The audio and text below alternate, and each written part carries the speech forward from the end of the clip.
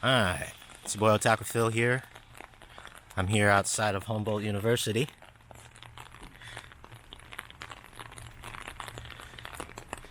In this beautiful scenic area. This is the part of the Redwood, I think they call it the Redwood Community Park.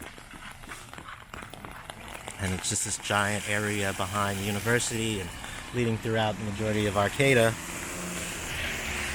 that just has these massive redwood trees. It's a nice rainy day out here. Show you some of these beautiful houses over here. This is the kind of living I like. Beautiful old houses, beautiful woods. So here's the Redwood Park sign. And you've got this nature trail here.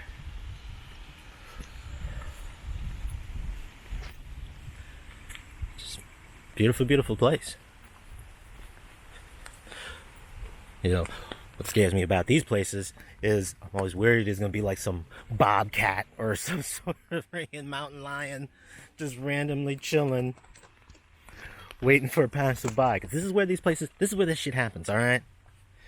This is where people disappear and freaking bears come and get them. Just beautiful scenery. Look at these trees. They're massive.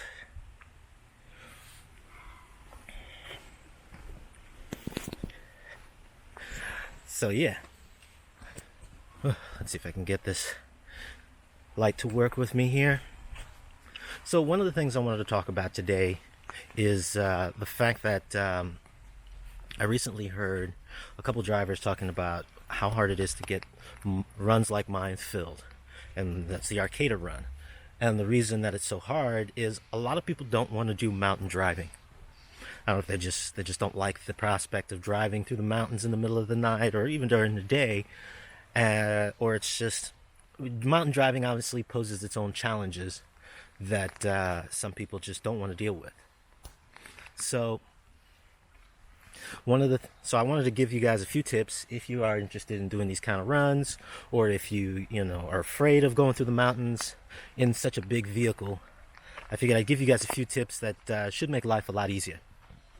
So rule number one is the most important rule whenever operating a large vehicle. Make sure you are well rested and healthy. Yeah. You're not going to know what you're going to come across. You're going to come across snow. You're going to come across heavy rain. Up here in Arcata, sometimes you get up, it's like 3, 4, 5,000 feet elevations. You're going to run into clouds. You're going to run into, a lot of fog. It's going to be difficult to navigate while you're driving through these areas. Sometimes I'll be driving and it'll just be like freaking pitch black or completely fogged out. So you got to make sure that you're awake, you got to make sure you're alert, and you got to make sure that you're ready for the trip ahead.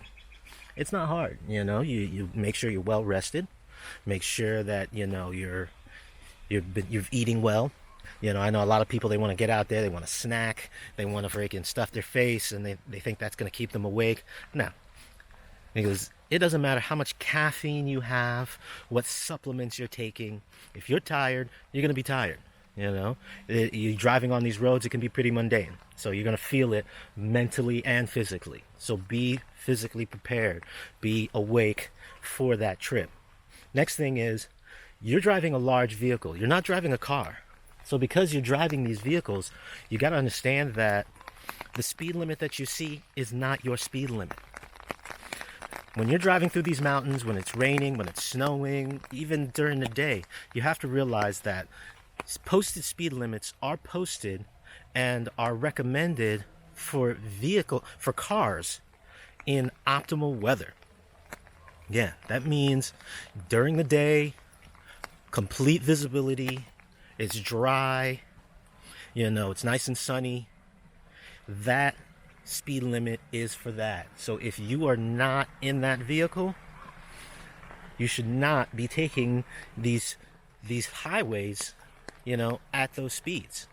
It took me a brief second, to figure out that when I'm driving, it may be freaking, it may say 65 miles an hour, and then I'm hitting all these mountainous curves, these, uneven terrain, and it gets hard to control. But just simply by reducing my speed, by looking at my environment, making sure my environment is properly illuminated. Don't be afraid to use your high beams. Don't be afraid to slow down and take your time through the mountains. It'll save your life. It'll save the life of your passengers. It'll make your ride smoother and easier.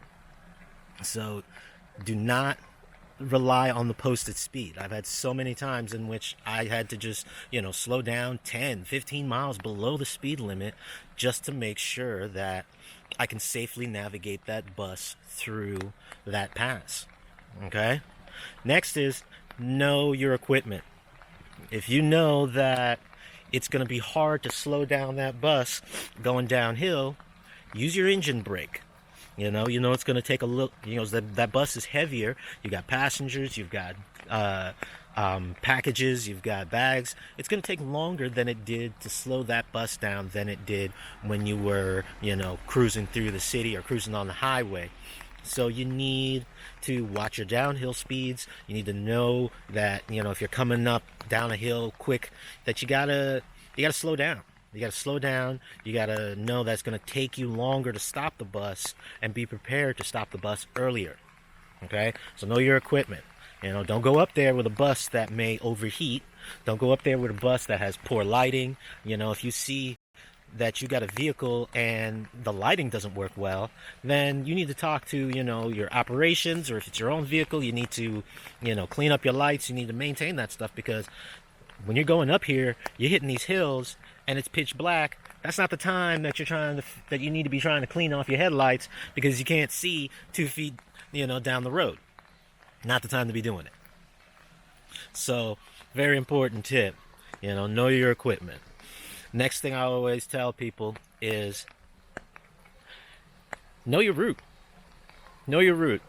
The last thing you want to be doing is getting into these areas, making the wrong turn and getting lost. When I was training, we had a guy make a wrong turn, and we got to a really tight area. He had to get out of the seat. The instructor had to take the bus and navigate us out of there, because it was so tight. Not everywhere is meant for buses. So study your route, understand where you're going, and, know any alternatives. If you miss a stop, don't just think, oh, I'm going to hop off of the next exit and then turn around. And a lot of times it's not like that. I found that a lot of these small towns, especially up here in Humboldt County and, heading towards between Oakland and Arcata, a lot of these towns are one exit towns. They get in, you got to get in and get out at that one place. And if you don't get in and get out, you got to navigate some really narrow, tight little corridors to get back around in order to connect to it. So be aware of that. You might have to do a U-turn because you missed a stop, and it may not be conducive to doing a U-turn. So yeah, know your route. And again, it goes, I just can't stress over and over again, make sure you are rested.